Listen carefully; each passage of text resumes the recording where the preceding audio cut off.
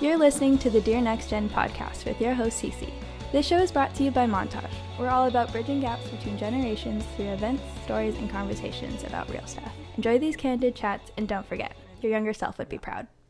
Hello, and welcome back to, I was going to say, I don't know what to say, the Dear Next Gen podcast, the YouTube channel, and we would like to introduce you to our little bean.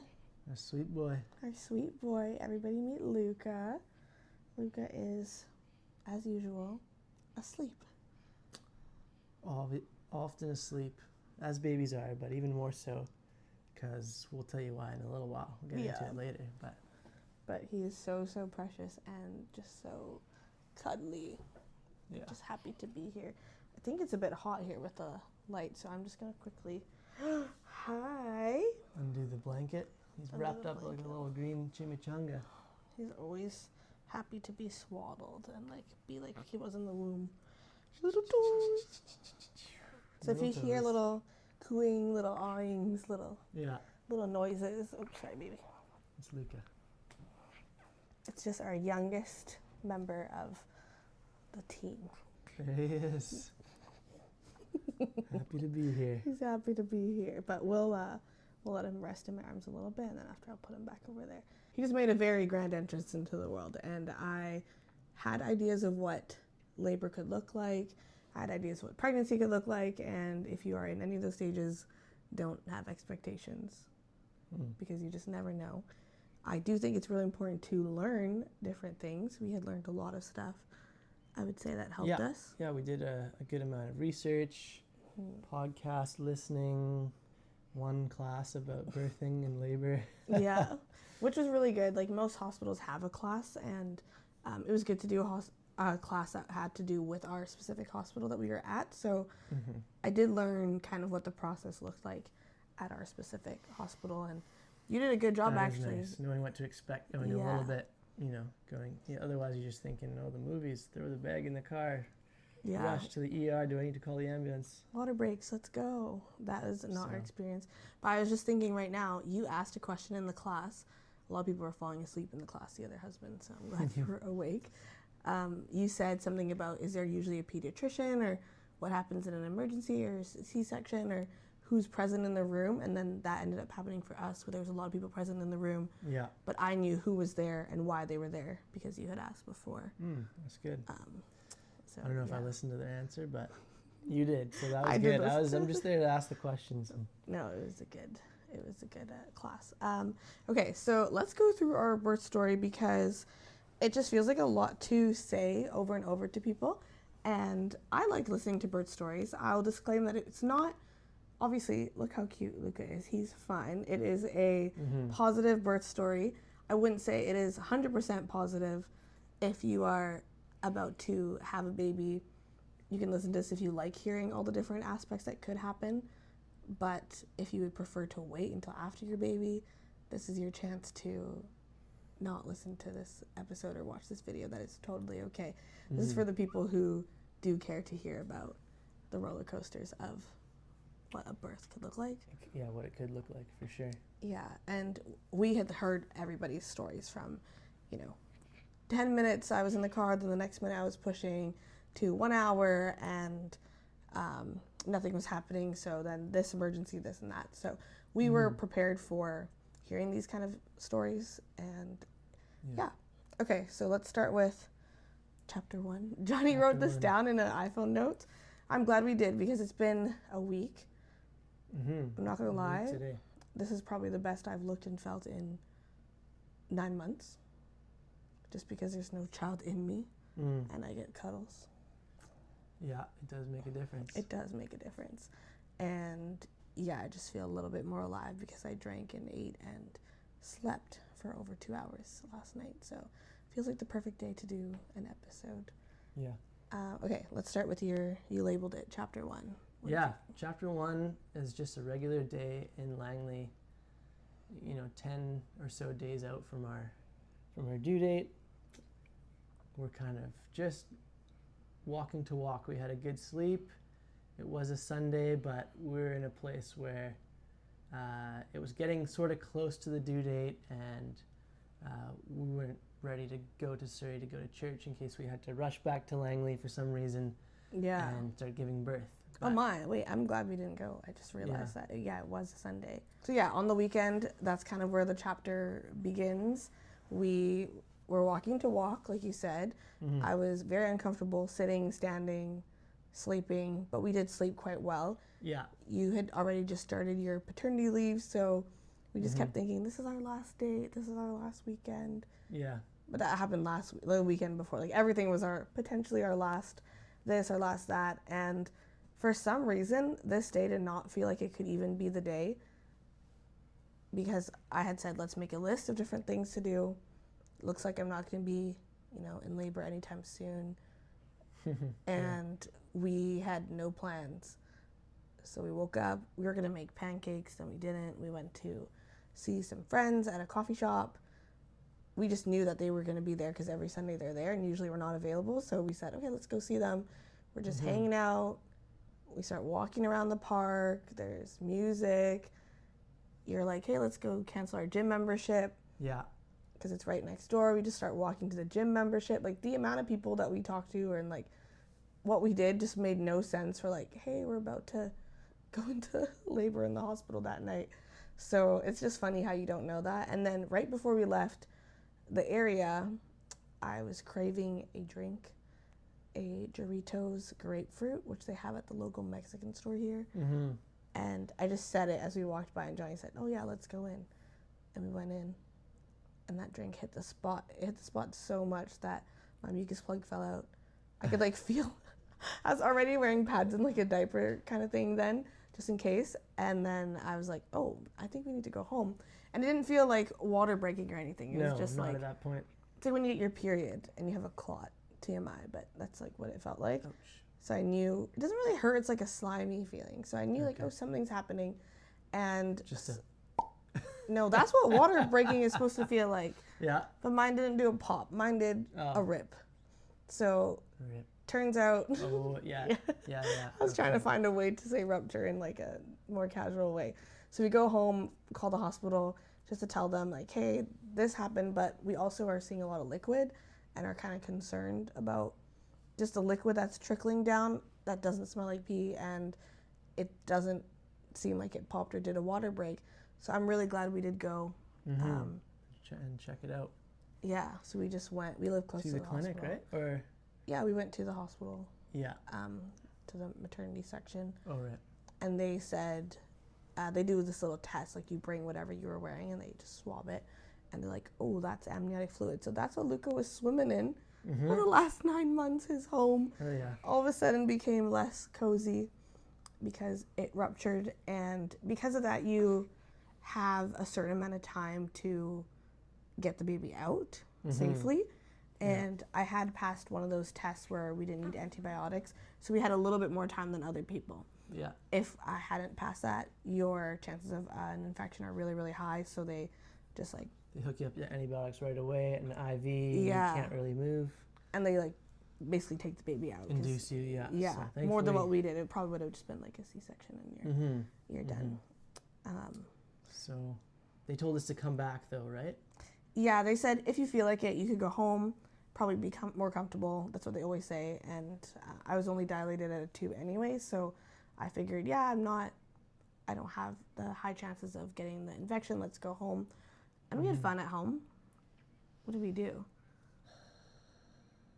We ordered food. Sunday. Oh yes, yeah. We ordered some food. We watched a movie or something. I think we watched Harry I think Potter. so. Yeah, probably. We were watching Harry Potter Harry for the Potter. first time. I'm watching all of them. And you too? First time? Yeah, ever? I'd only seen the first 2 like you back in the day, so now Yeah. we're watching them, which is So, kind of fun. in Yeah, it is October fun. Something or to do. September. And then we slept quite a bit. And I wasn't feeling that great, but I wasn't feeling like I was going into labor, if that makes sense. Did we nap? Yeah, you napped. Oh, that's right. Because we knew the next morning I would have to go in to get induced. By like 7 a.m. they said. come Yeah. in. They also were like just unsure because they're like, well, it's like up to you. Like you could start now, you can wait later. Because the day just didn't feel like it was going to be when the baby was going to start coming, I was like, yeah, let's go home and relax a bit and come back. And what ended up happening is we came back a couple hours earlier than we were supposed to. Yeah, And well, I we don't came know back why. at about just before midnight instead of 7 a.m. Yeah. I don't know why, but that made such a difference because we were able to start getting induced faster than if we had just started at 7. Our time crunch would have been really tight. And thankfully there was a room for us right away. Yeah. They set us up and we stayed in that room the whole time. Little did we know we'd be like moving into that room for a couple days. I thought I would see the sunrise one time. I thought we'd stay there 24 hours and then go home. Did have a decent view of the parking lot. And the mountains. And the mountains. And it was actually a pretty nice room. The fog Very and nice the trees. Yeah, it was big. It was comfortable. And because I thought we would do like, you know, in movies where you hear stories of people, they labor at home, they have the ball, they get their snacks, they like relax, massage. And induce themselves. Yeah, we did all that at the hospital. So I was in my ideal situation because we got there and I said, Johnny, let's unpack. Like, let's put all the snacks in our Get spots. settled, which we were really grateful we did because we were there the next while. So it was nice to get comfortable, get some music going, eat the food that we had ordered. Yeah, we brought with us. Packed the fridge nicely. Like, I think we thought we overpacked, but it turns out we packed just enough. And we're able to make the ambiance of the room nice. We had our like cozy light. Yeah. And our movies downloaded. Johnny had downloaded all these shows and movies on the iPad, which was very nice to have too. So yeah, chapter 2, we're at the hospital and we're given a couple options of how we could do this. The first option to get baby out would be where you're plugged into an IV and you're monitored nonstop. And because I knew we came early, we figured let's do the other option where you drink a drink and every 2 hours they monitor you. And then you can move still. And you can eat still. Yeah, which was a big... Thank God that we chose to start with that because I would have been so hungry. Yeah, hungry and exhausted, no energy, but... Exactly. And you can't pee, so they would like have put a catheter in earlier. Yeah.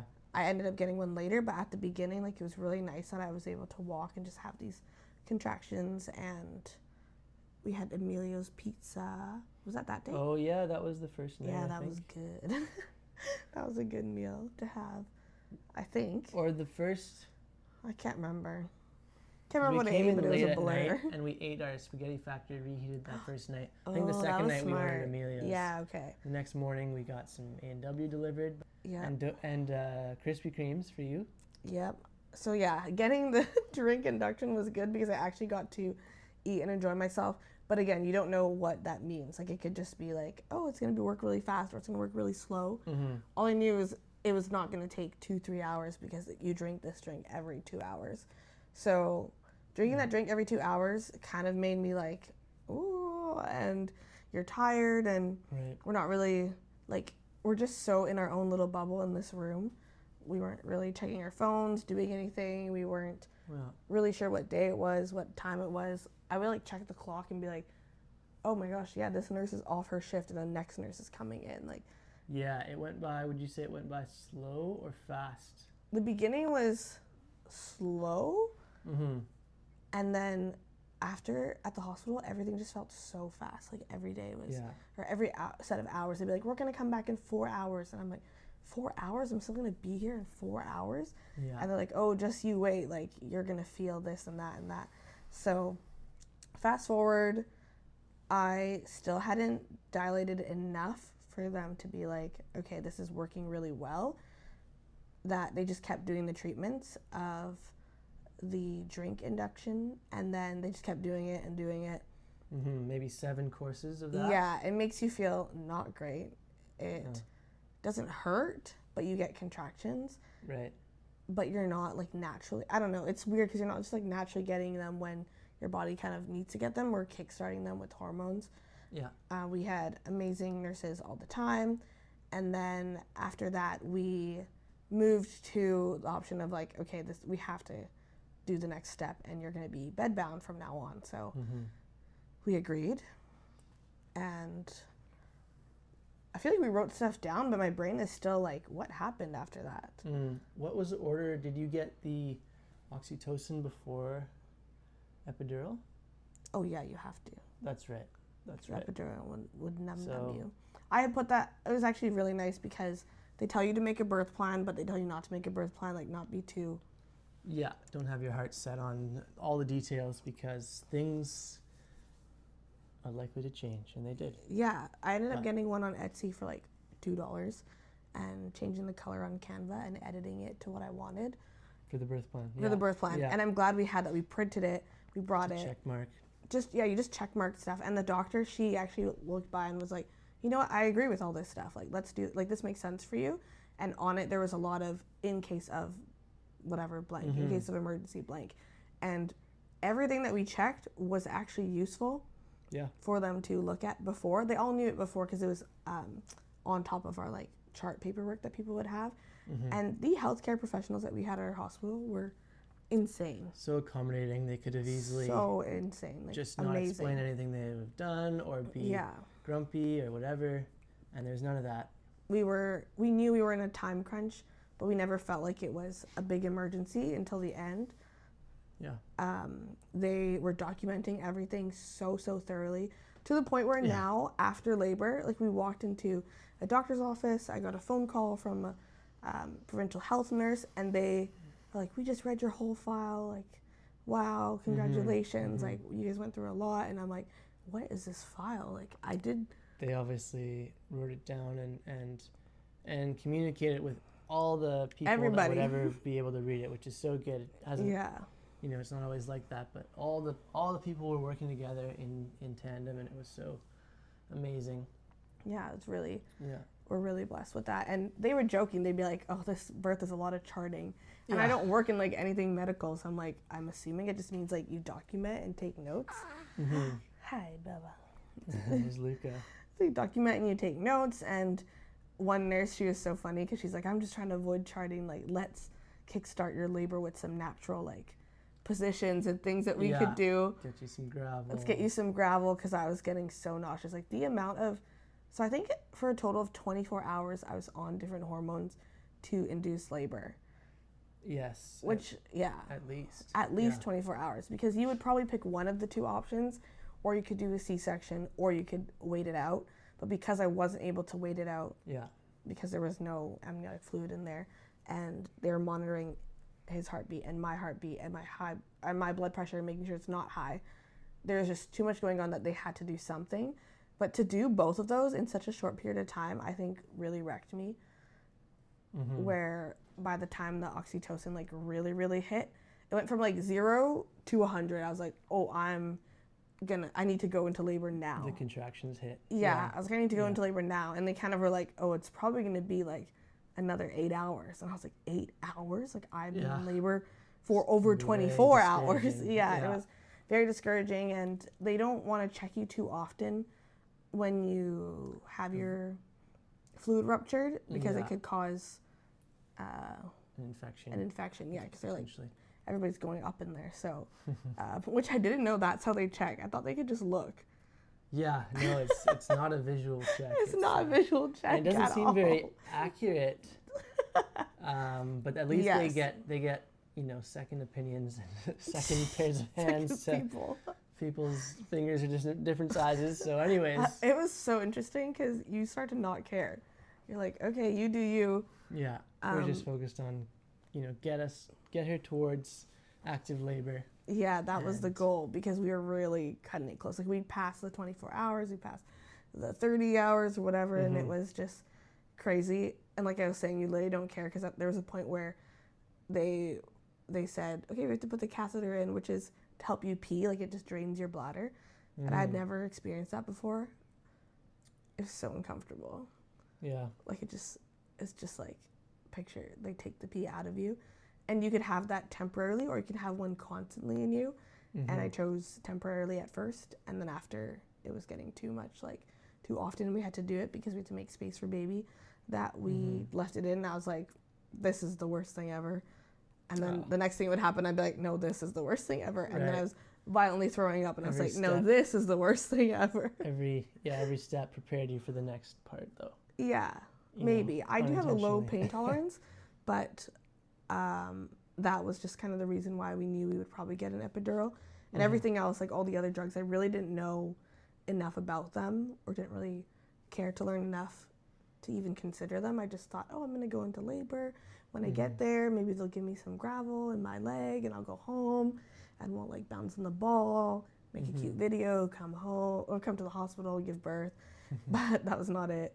And what ended up happening from there was you were getting some contractions before the epidural, and so you ended up agreeing to use some nitrous oxide, which that's the gas. The Yeah. laughing gas. Oh, I was so uncomfortable because you can't move. Like if you were at home and you're like laboring in your bed, or if you kind of like were leaning against a table or something, but just because I was just so weak from all the other things, I was just in so much back pain that I was like, I cannot. Oh, the back pain, yeah. Yeah, it was like so sharp. I was like, I cannot do this anymore. Tell the epidural person to show up now or soon. Yeah. Because they do tell you to say it as soon as you can. And they were kind of thinking, and I was even kind of thinking like, oh, like it seems maybe a little bit early to start, but you know what? Since, you know, there has to be an anesthesiologist there and they have to not be doing another surgery or C-section at the time. So thankfully, she actually showed up fast. She showed up very fast, yeah. In the meantime, I did do, the laughing gas, they call it, but I was not laughing. It was not funny. No. I do remember I took a shower today and I was like, I'm pretty sure I told the epidural lady, you're so good at your job. Great job. You did, yeah. Why did I tell her that? You did.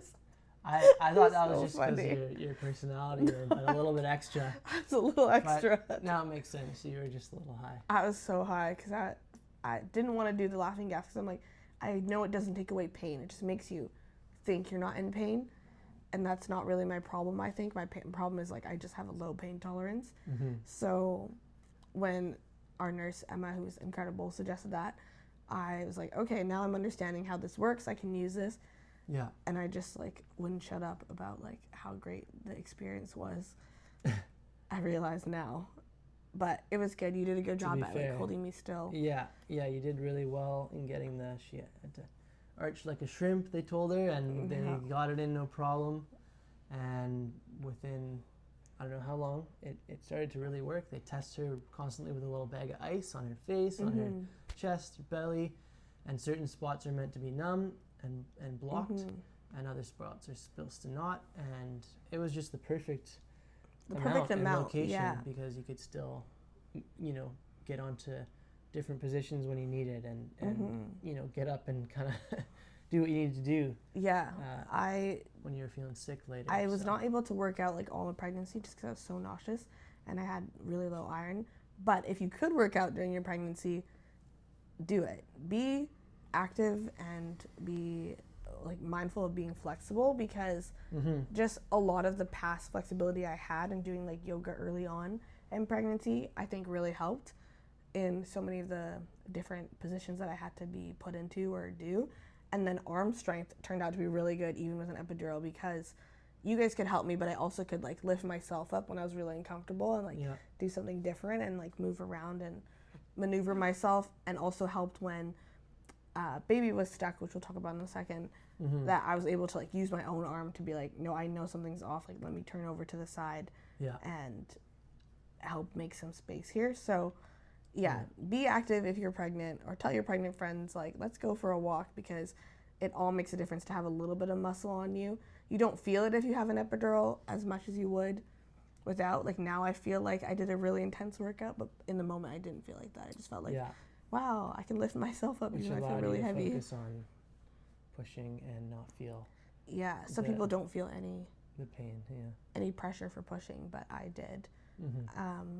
I don't know where we're like all over the place, but where are we now? Yeah, I think we're kind of still working towards that 10 centimeters, which wasn't till the next morning. Okay, yeah. Right. So unfortunately, it took all night with a really nice nurse watching her chart like a hawk.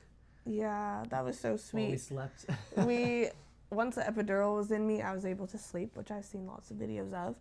And I was like in and out sleeping, but I also was worried because I was like, why do we have a nurse full time just watching, like just literally watching my baby's heartbeat? And everybody comes in. I guess they could see it in the other space. So yes, at the they front can desk, see the charts come through to the front yeah. desk. So every once in a while, somebody would come in. I'd hear the beeping sound, but I was kind of out of it. Yeah. Someone would come in and they'd be like discussing the chart, and I was like, what is happening with my baby?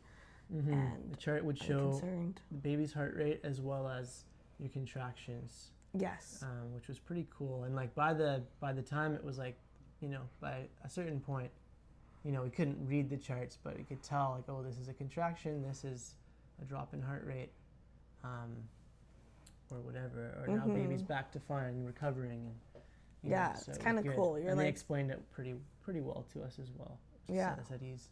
just not when we were sleeping. So I was kind of like having a hard time sleeping because my eyes are closed, and I'd be like, why are you all in this room right now? Like, Right. but I'm glad you got some rest because you didn't know that it would be a very hands-on experience for you after that. So yeah, we wake up.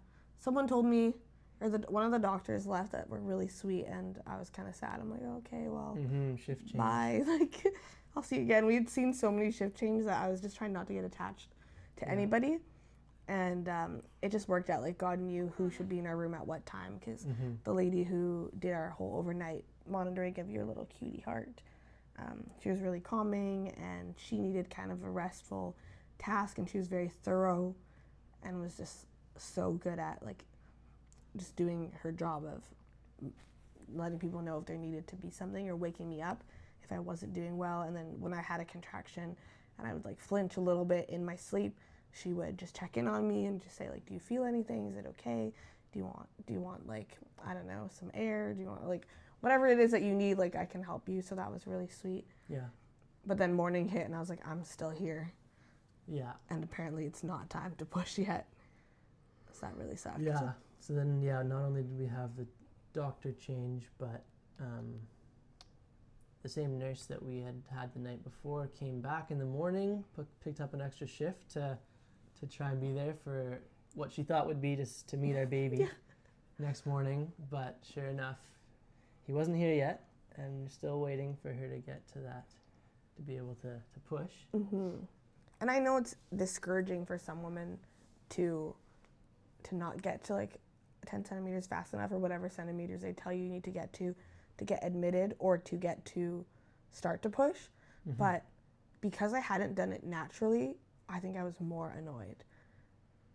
Yeah. Like, it was all meant to like artificially start my labor, and two completely different ways didn't work. Right. So I was like, are you kidding me? Like, we're still at this, and what if I hadn't done this like, what if we had just tried naturally, waited, which they said later would have not been okay, and what if we hadn't come when we came? Okay, maybe that was like chapter 3, 4-ish. Yeah. Kid can sound pretty similar to a lot of pregnancy experiences, and we're like postpartum, very little sleep explaining, so this is not the best explanation. That's fair. If you want the charts from no, just kidding.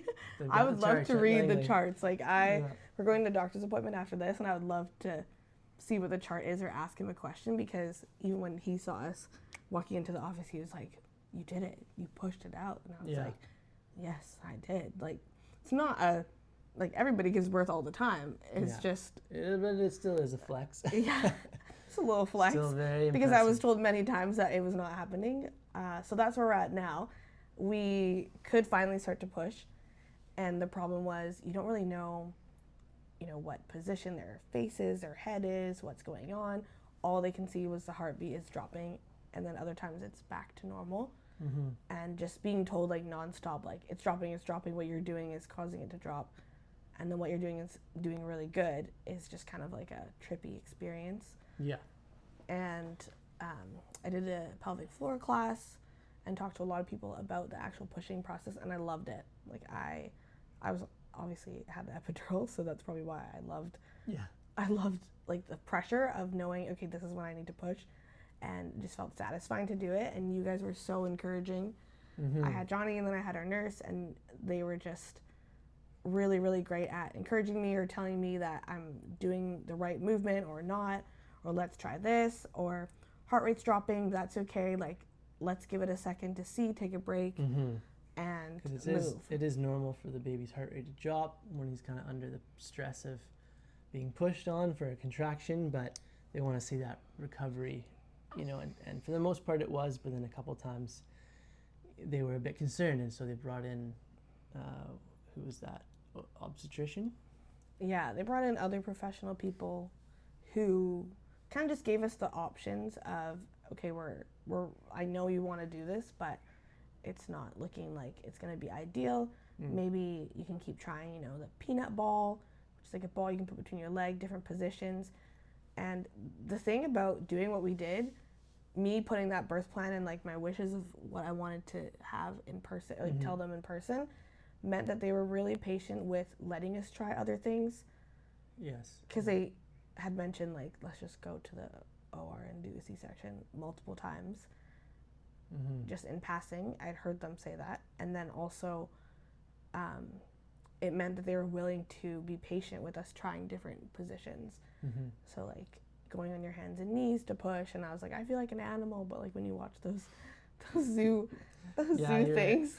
I don't know if you were high at that point, but you're like, this is like how the giraffes do it or whatever, and then the baby just falls out and starts walking. Yeah, that's what I was channeling. I was like, the people in the jungle, not the people, the animals in the jungle are just like dropping a baby rhino.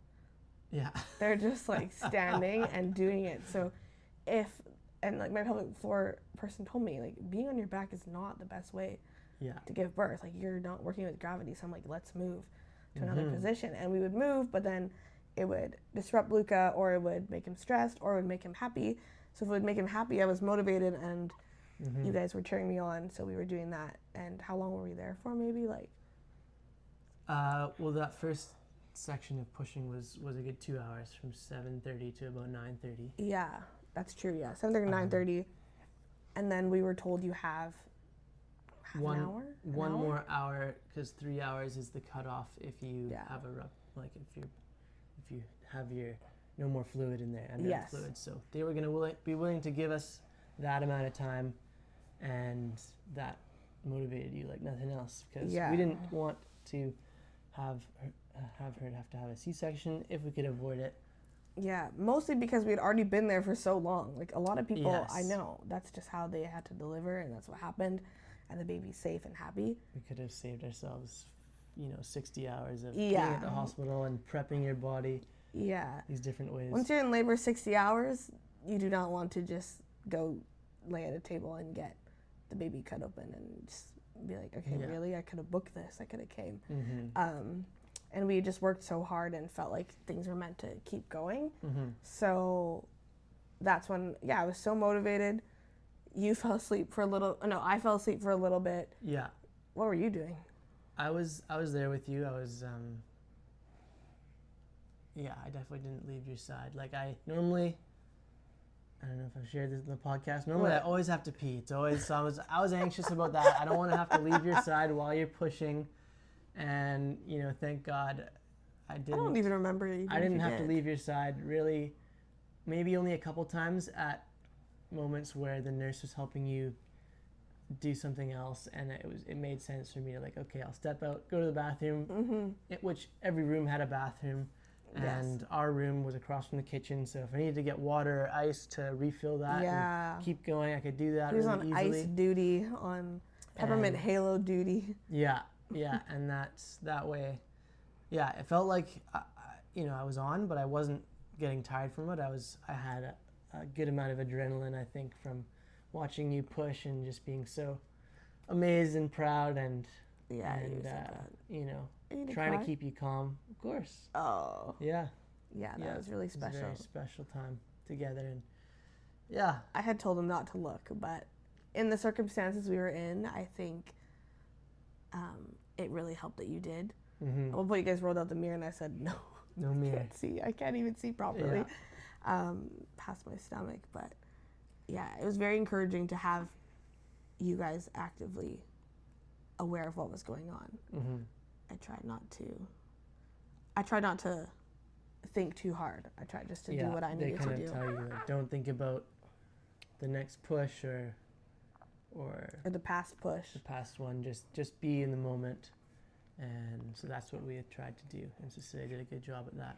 You guys told me to take a rest, and I took it very seriously. Literally fell asleep. Just slept for 10 minutes because I knew the surgeon wasn't coming for another 20 minutes or something. So I'm like, okay, I'm the queen of power naps. I can do a little power nap. Yeah. I open my eyes and Big yawn. big yawn. I opened my eyes and then you guys said, let's do this. Yeah. And so game time. Well, it had already been game time, but this was fourth quarter. Fourth quarter, like now or never. Buzzer beater. Yeah. What was scary though is, they did say you can go do a C-section, obviously, if this doesn't work. We can try vacuum, which we learned all about, and there's all these other things that they can do to help you with your baby. The problem is you don't know what you need to do until the moment happens. And because we had already pushed for 2 hours and a bit, the information we were given was this C-section is probably not going to be very safe for you or for the baby. So, which is a scary thing to hear. Yeah, and we were just like, oh, I didn't really think of this as an option. I thought the option is if one doesn't work, please choose the other option. Like, you know, so knowing that was scary to make a choice, but I looked at you and you said, I think we can do it. I looked at the nurse, she squeezed my hand too, and she said, I think we can do it. And so we tried. Yeah. And we were also willing to do, we tried, and then it was progressing, but not fully, and then they said, okay, we might have to do the vacuum, but you get 3 chances with the vacuum. And if it doesn't work, we're done. Also, this could damage your baby. Like, there was just, every 5 seconds, there was like a new set of information that I knew about, and I knew the risks, and I knew the information, but I just didn't think that I would be offered every single option. Yeah, there was a lot of things that, a lot of combined tactics to get baby, you know, to coax him out. Yeah, and most people there's like an issue and you gotta, dislodge this, you gotta do this. But like every single one that was on the check mark list that I had to choose, like, what'd you do in case of an emergency? Or they teach you in the course, like, these are to scare you, but it's a 1% thing. I'm like, what is our percentage if we get every single one asked? Like, this will probably happen to you. Yeah. If this doesn't go the way that it's supposed to go. I'm like, okay. Yeah. And then where did we go after that? After that nap, it was like you said, probably 20 minutes until he was born. The worst 20 minutes and best 20 minutes of my entire life, for sure. Yeah. And probably. So did you maybe change positions one more time, or we took out the little bar to stand on? I think just me and the nurse held your feet to push against, and you just... Yeah, and that was scary to me because they were telling me to push when there was like just you in the room. Because people were going in and out, grabbing things, like going to get the it's not always surgeon. Like, there's so much going on that morning. Not always supervised pushing. They're like, yeah, you can totally, if you have a contraction, use it. 3 pushes per contraction. It was like me and Johnny in the room by ourselves or push. Yeah. But because everybody was prepping stuff. Yeah. Because if I had to go to surgery, it would be like right away. So they were just prepping everything. I could see them prepping the tools for the vacuum, for the forceps, for all the stuff. Night before, that one nurse that got you to do the different positions and gave you some gravel had also checked the machine that they plug in, that has the heat lamp, that has the space where they take the baby right after he comes out to make sure he's breathing and the oxygen, everything. Like, she just randomly checked. She's like, this wasn't plugged in. It would have been an extra number of seconds or minutes to figure that out that baby might not have had. I forgot about that. She checked it and she made it like silly. Yeah. And in my head I was like, oh my, like, I feel like we'd be fine. You can just put the baby on my chest, it's fine. Yeah. But then in our case, that was really, really good that happened. And that's how I just know, like, God's little details for everything were just perfect. It was exactly what needed to happen. A little bit extra, but I mean, that's just kind of our lives. It's just a little bit extra. So I went against her wishes a little bit just to sneak a peek at baby, because I heard the nurse saying I can start to see his head, and I'm like, I've got to see this. Like, I wasn't grossed out. I wasn't, normally some things make me queasy, but this was more just spectacular and beautiful than anything. And so, sure enough, I started to see this little head coming out, and the top here, and they're like, yeah, that's not his skull. That's just the squished part of his head. He's gonna have a cone head. Like, just be prepared for that. And we're like, okay, doesn't matter. Whatever. That these things happen with babies. Their skulls, take shape after birth, which is fine. But yeah, I don't know how many pushes it was, but or how long it was, but within that next 20 minutes, you guys just kept saying like, yeah. Did you see that? Yeah. Yeah, they just kept saying like, yes, you got this. Like, keep going. It's there. Like, it's happening. And that was motivating. Again, I can't see anything. All I feel like is like I'm giving a big poop. Yeah. And that's how I knew it was working, because I was feeling that movement. And the only thing that was so painful for me was my back, and the nausea had gone away after the nap. Like, I was just ready to do this, and I felt like we weren't progressing anymore. Like, I was pushing, and I also could tell there was stress, like, in the room all of a sudden. They start to think, well, do we have to use vacuum, forceps, rush to emergency C-section? Yeah, and they weren't there yet because nobody thought I was gonna push the baby out.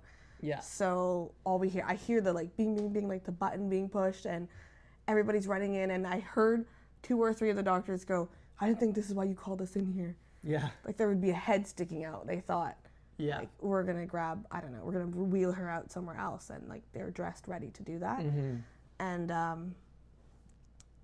how did you know after something was wrong? I don't know. Just, well, they had said, like, he's a little bit stuck. And then later on, it had been a while since his head was out. And then they're like, yeah, his shoulder's stuck. And then yeah, that's when the room filled up really, things really ramped fast. up pretty quickly after that. And because I guess, he didn't have the fluid to swim in, and his shoulder was, didn't want him to get doesn't even have a big injured. shoulder. He's only 6.99 pounds, okay? But he I is don't know, he you're is a a wiggly mover, boy. so he might have just wiggled himself into a weird position, got stuck on your pelvic bone or something, they might have said. Yeah. But for whatever reason, they needed this special ops nurse that was visiting from another unit that was able to jump on your tummy and kind of manipulate get his shoulder turned. It was so painful, like, because that was not like, I don't know, just the pressures of different spots, and like me knowing like this is the baby's like feet, and they're like yanking that out. Yeah. But they got one hand out easily. I think his left. Oh yeah. So this is how baby came out. Head out first. Head stuck for 4 minutes. They managed to wiggle out his left arm. Power to the people, and then he was stuck, and then like, hey, we got to get this done. Then the emergency, the nurses come. These They're all 2 doctors to get him out. Put their hands in.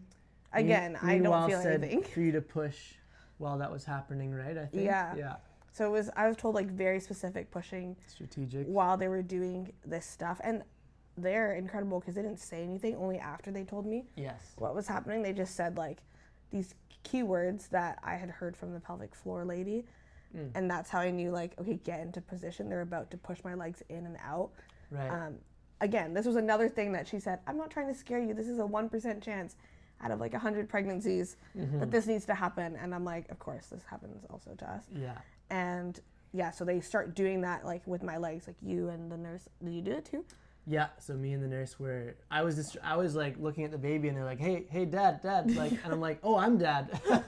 And so we just had to pump her legs back and forth, and apparently that didn't do the trick. No, it didn't do what the trick. They wanted, but it was one method that they tried. Yeah, that was the thing, is like that method didn't work. Her putting her hands in, like trying to flip, turn the baby's shoulder didn't work. Like I know sometimes it's like break shoulders and things. I'm glad they didn't have to do that. Thankfully not. They just tried so many things in there all at once. Yeah. Because the heart rate was just going down, and I could hear the machine like when it beeps, and I just kept getting scared that it wasn't picking up the baby. Yeah. And then at one point I felt them yank off the heart rate. Yeah, the heart rate monitor was off for the last part, and minutes. That was just terrifying for me because nobody's acting like there's a baby that's going to come out anymore. Everybody's just saying like, I need extra hands, push on now, like do this, do that. And I'm aware of what's going on, so I just kept being like, what's happening? And looking at you and crying. And my mindset was just like, there's no other option than that this baby's going to come out. Like, yeah, maybe it'd be a little bit more challenging, a little bit of help, you might tear, but this baby's coming, and so I just tried to keep, I had a feeling, just a piece about it, and so I tried to just pass that on to you and encourage you. Was good. And I definitely didn't know, but I just felt some confidence from the Lord, and I think, I guess now I can say that. Yeah, no, you definitely had some sort of peace to you, because I looked at you. It helped. Yeah, no, I looked at you and I just was like, I don't know what else I can do, because it's all the medical team, and all I can see is different people on standby, and then different people down there. And you saw when it finally got dislodged.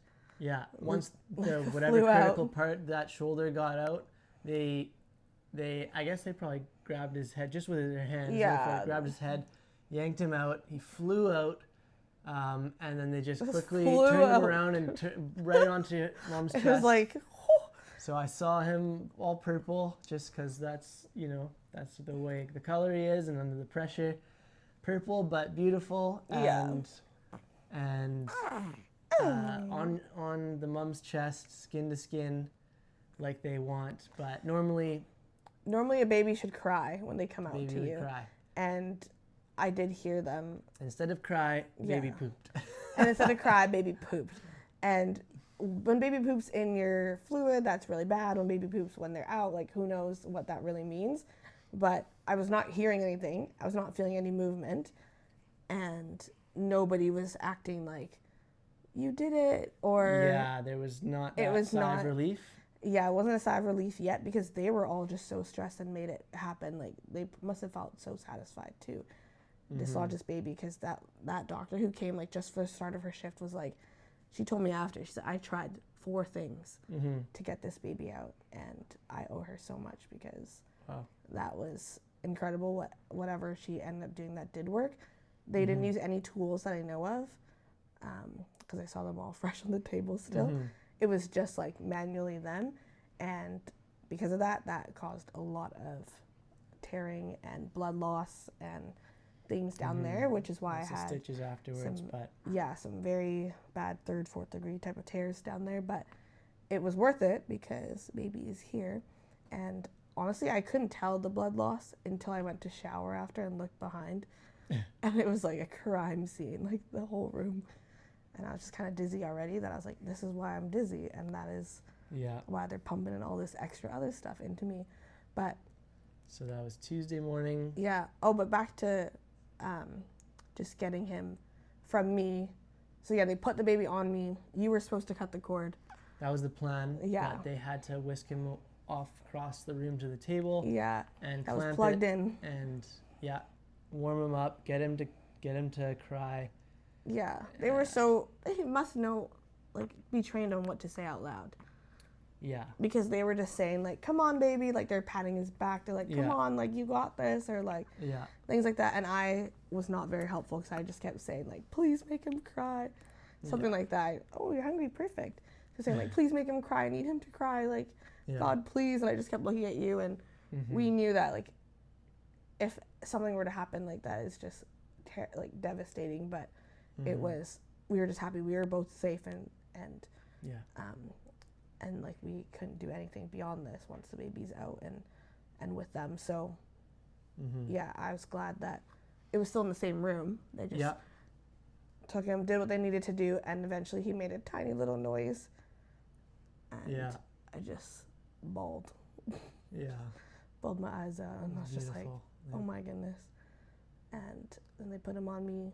They cleaned him off. We checked his heartbeat. Request, didn't put him in the green towel. We got him in our own little cloth. 70 hours or whatever of labor, and I still remembered that I hate the neon green towel. I was yeah, for whatever reason, that's the hospital one of choice. It's kind of scratchy, but I guess it does the trick for warming them up. He ended up liking that towel after. I was like, please, baby, why? So we double wrapped him.